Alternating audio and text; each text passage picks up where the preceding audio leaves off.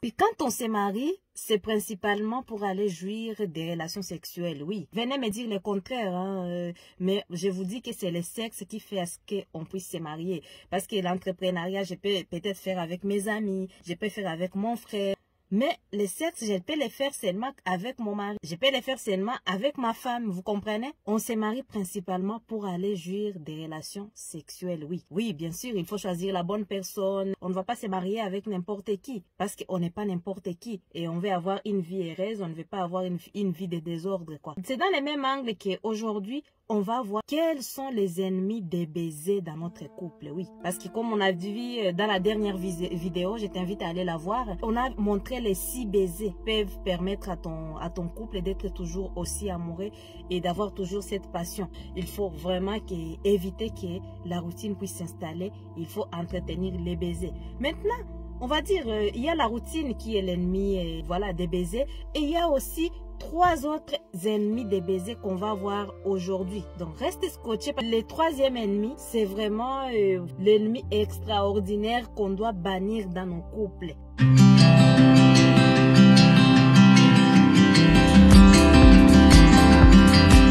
Pour toi qui ne me connais pas encore, mon prénom c'est Laetitia et sur cette chaîne, nous partageons ensemble tout ce qui concerne l'épanouissement de ton couple, oui. Puis le choix de ton partenaire, jusqu'à chez toi à la maison, comment tu vis avec ton mari, tes enfants, voilà, tous ces sujets-là, c'est ce qu'on partage sur cette chaîne. Si c'est des sujets qui peuvent t'inspirer, abonne-toi et puis active la cloche de notification pour ne rien manquer. Le premier ennemi des baisers dans ton couple, c'est le manque d'entente et le manque d'amour, oui. Quand il n'y a pas l'amour, on ne peut rien faire, quoi.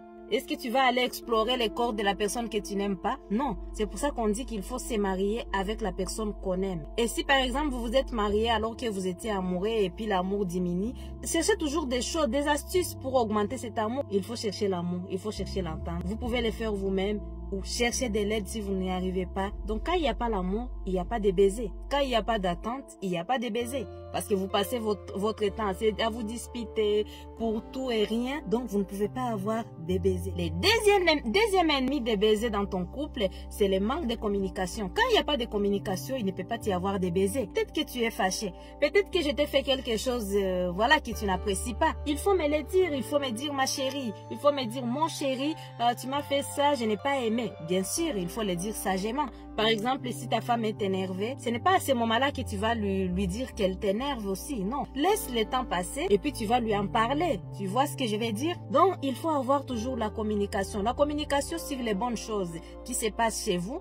Voilà, si ta femme est bien habillée, ton mari est bien habillé, n'hésite pas à lui dire qu'il est bien habillé. N'hésite pas à dire à ton mari qu'il est sexy. Il faut communiquer. La communication, c'est la base.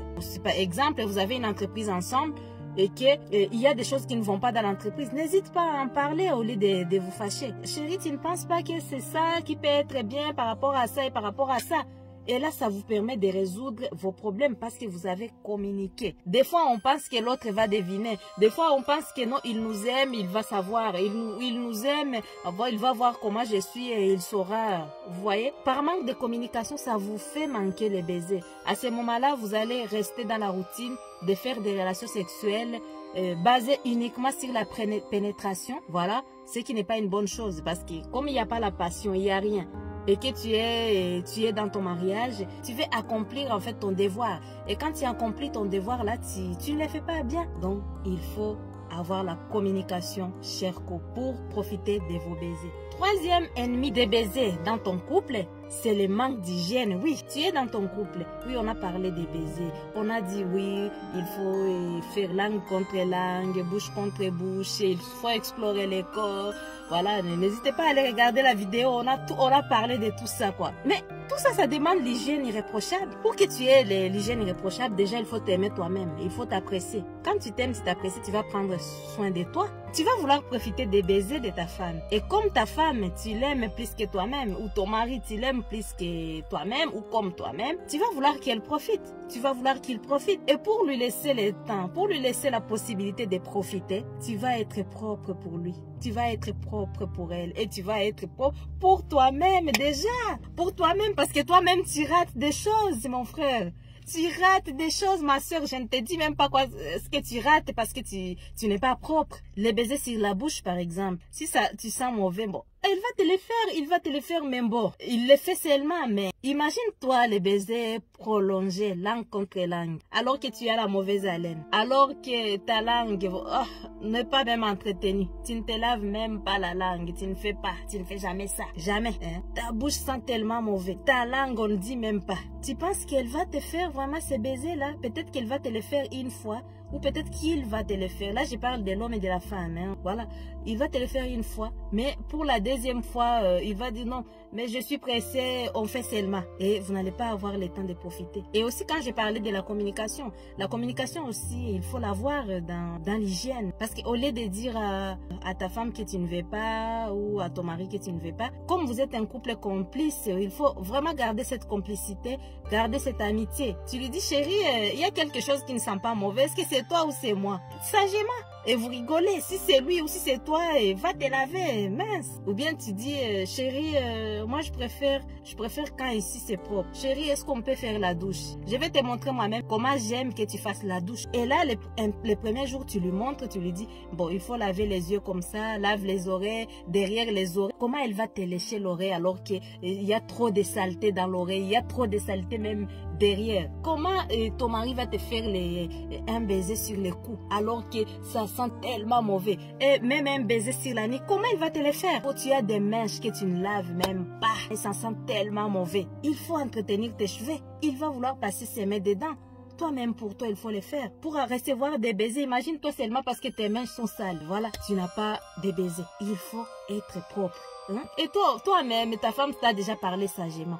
Ton mari t'a déjà parlé sagement. Mais non, tu ne comprends pas. Tu préfères qu'il le dise comment? Tu préfères qu'il le dise en état impoli pour que tu comprennes. Un jour, quand elle te dit, chérie, je vais te montrer comment te laver. Il faut comprendre sagement qu'elle a trouvé que tu n'étais pas peut-être propre. Et la prochaine fois, lave-toi toi-même bien. Tu vas passer ton temps à te lamenter. Oh, elle ne me fait pas des baisers. Elle ne me fait pas ceci ou cela. Mais tu n'es pas propre, mon frère. Vous savez, des fois, on est tellement occupé, le travail, les enfants, etc.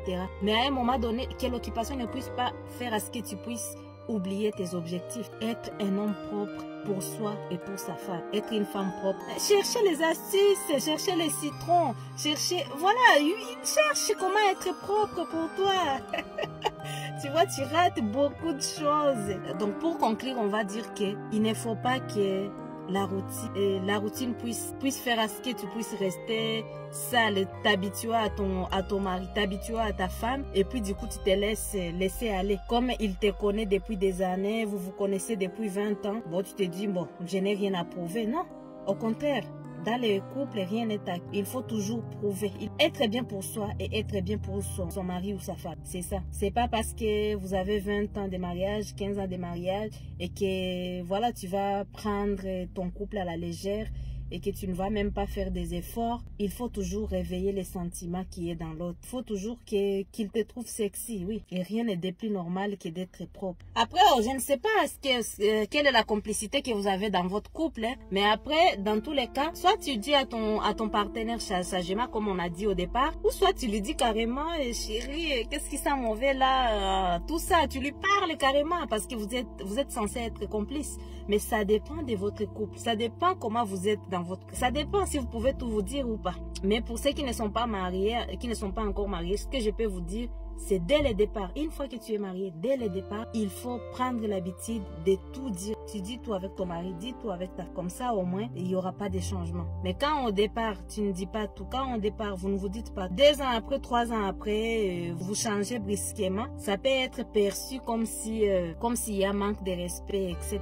Donc, il faut tout se dire. C'est important. Ça dépend de toi pour récupérer tes baisers. Peut-être que tu vas lui en parler ou peut-être que toi-même tu vas te regarder. Tu vas te rendre propre toi-même. Peut-être que tu ne sais même pas que tu sens mauvais. Mais n'hésite pas, et vous, chers couples, à avoir ces dialogues, à avoir la communication. La communication, dire à l'autre, ça peut l'aider. Et lui dire, parce que comme tu la connais, il faut savoir comment lui dire sagement pour que ça ne puisse pas briser ton... Un conseil, c'est un conseil quand il est bien donné. Tu peux donner un conseil Mais quand il est mal donné avec impolitesse, après, ça ne passe pas comme un conseil. Voilà, en tout cas, là, on arrive à la fin de notre vidéo. Voilà les 3 ennemis de TBZ. Dis-moi, c'est quel ennemi que tu penses qui doit être banni rapidement, ou bien si tu as les autres ennemis que je n'ai pas cités ici, n'hésitez pas à les dire en commentaire.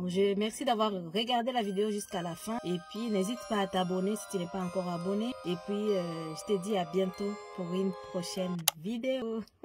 vidéo.